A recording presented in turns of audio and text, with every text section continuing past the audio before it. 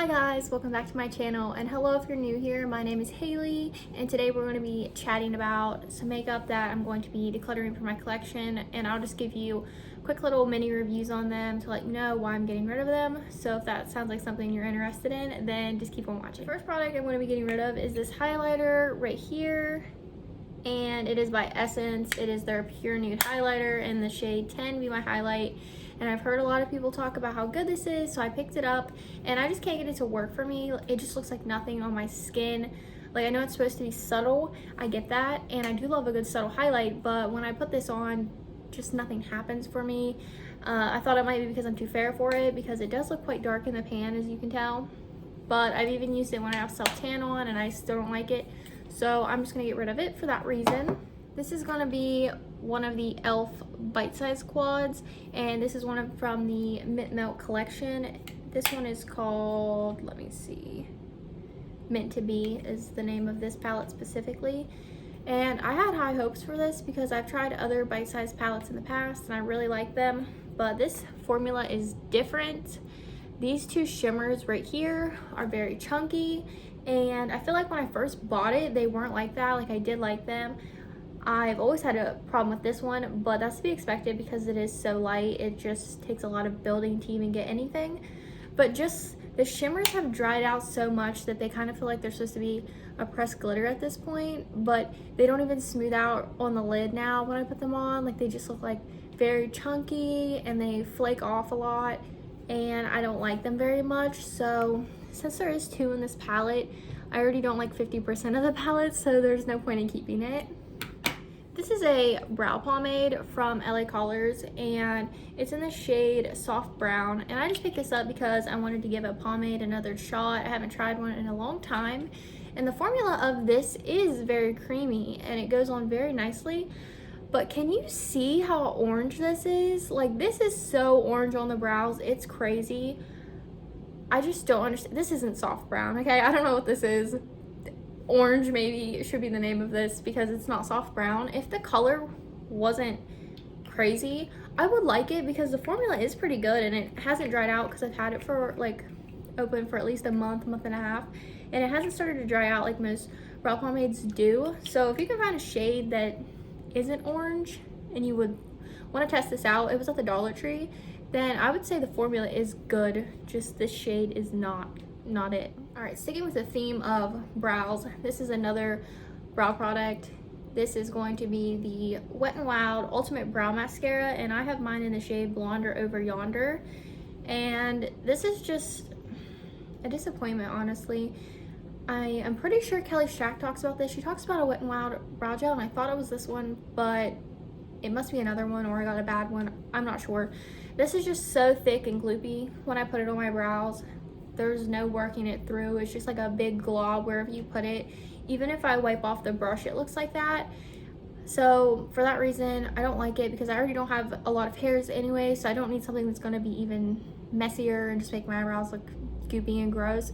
So I'm going to get rid of this. These are two more products from Wet n Wild, and these are their Wet n Wild Perfect Pout Gel Lip Liners. And I have two shades. I have Never Pedal Down and Bare to Commit, and I like the color of both of these a lot. Like, they're very pretty, and the formula itself, like when it actually goes on your lips, is good.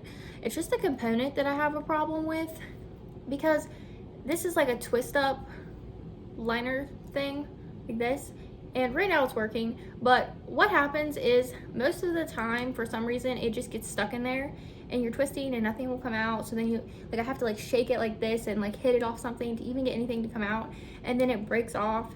Like, it's just a whole mess every time I go to use these because they just stop working. The twisting mechanism does. So it's just not worth it. They're beautiful colors. I think if they were just like a regular lip pencil that you sharpened, that would be better, but it just didn't work for me. These are two more lip liners that I'm getting rid of, and they're by Colourpop. They're the lippy pencils, and I have had these for a while now because I do like the colors of them. I have it in the shade BFF and then BFF3. Like, they're very pretty nudes. They go with a lot of stuff, but I don't like the formula of these. I know a lot of people do, but I don't. Like, I think it's too creamy. It just like goes outside of my lip lines very easily, and I don't like it. Like, I like a creamy lip liner, but not this creamy, I guess. So I'm just gonna get rid of it, because when it comes down to these, and then for instance, like this one here is by NYX, and it is just like a regular pencil lip liner. I prefer this because it is creamy, but it stays in place, where these are just creamy, and in my opinion, they don't stay in place, so I don't like that. Then the last products I have to talk about that I'm going to declutter, I already decluttered for my collection, and I sold them on Poshmark actually, but they're from Colourpop too, and I will put some pictures up here.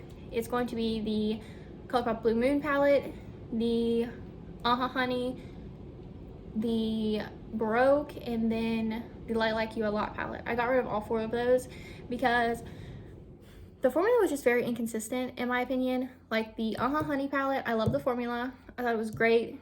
It blended nicely. The shimmers were very metallic on the lids. But then the Light Like You a Lot palette, I felt like they were very powdery. They took a lot more building. In the Blue Moon palette, the mattes just were terrible. It took so much building to get them on the lid, and then they would not blend. And I did like the color story of that one, so I worked with it quite a bit to try to get, you know, my looks to turn out. But in the end, it's just not worth it for me. And to have a whole palette dedicated to that color when I just have to fuss with it a lot, I didn't think it was like a staple to keep in my collection. Also, I felt like in a couple of the palettes, all the looks I ever did turned out the same because there wasn't enough variation. Like, I know they were monochromatic palettes, but I just feel like the shades, like no matter if I went in with a different crease color in the purple palette, they all just kind of look the same every time. So I did get rid of them for that reason. And then the Baroque palette, like I liked the formula of that one. It was great. It was pigmented and blended nicely, especially for deep dark grays like that. But I just don't wear those that often, so I did get rid of it. Alright guys, that's going to be it for this video. Make sure to subscribe to my channel if you haven't already, and I will see you all in the next one. Bye guys!